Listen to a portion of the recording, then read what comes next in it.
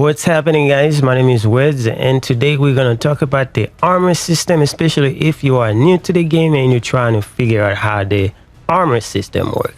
First thing first, do not get hung up too much on the armor when you first started the game, because you're going to replace them as soon as you start fighting bigger and better monsters. So as soon as you get to Minato, then you're going to have upgrades. So this is how this works. The most important thing about the system is that you're gonna hear people talk about human path and kimono path. Let me show you an example of a full kimono path. This loadout that I have right here is the full kimono path that I go with.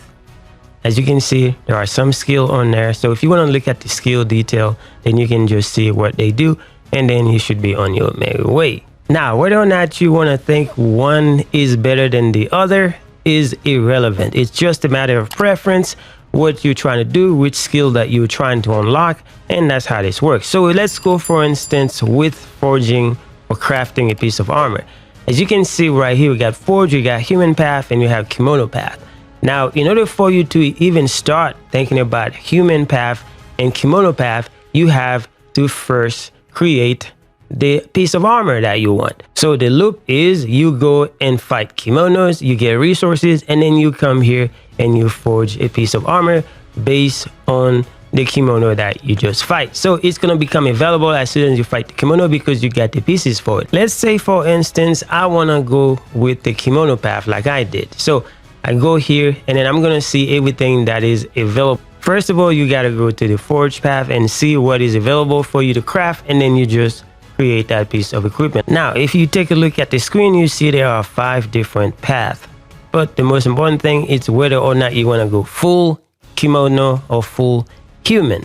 As an example, as soon as I beat the spine glider, then this set is available for me. So I can come here and then just create the helmet.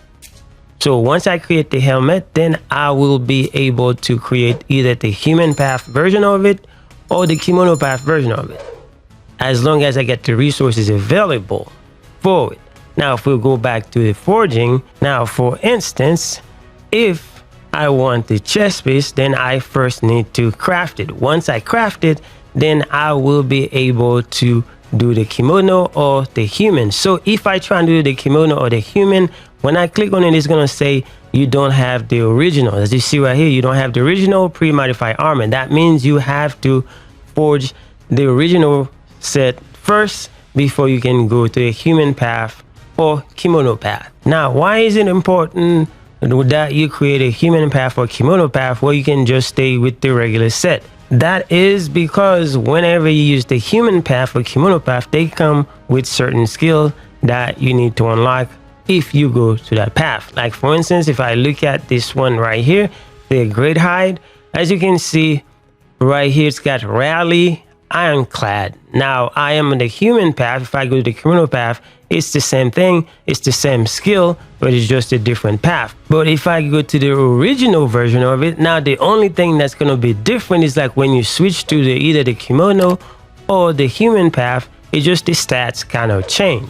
So whether or not you want to stay with the kimono or with the human or the original one, this is a matter of stats or what you want as far as the skills are concerned. Also, what you need to take note of, because I am in the full kimono path, as I got the points for it because I already get a lot of other pieces that are kimono, it is already unlocked as long as I created that piece. Now, if I go to the Ninja Huagi set, as you can see, the skill is grayed out. Even if I choose kimono or human, it's still grayed out. That's because I have not crafted the original version. Once you crafted the original version and you meet the requirement, then it will be unlocked for you. So you got to pay attention to that when you're doing this. Now, if we go to the equipment information, as you can see on the bottom right of the screen, you can see all the skills that I have unlocked based on the sets that I have on. If I go to the second page, you can see the skills that I unlock. For instance, One Stroke Fury and Resurrection, they are active. But if I did not have the requirement met, then they would have been grayed out and I would be out of luck. That's how this works. So go out there, fight some kimono, get some resources, and come back here and then craft the best armor that you possibly can. Anyway, I hope this helps. Thank you guys for watching. I will see you guys in the next one.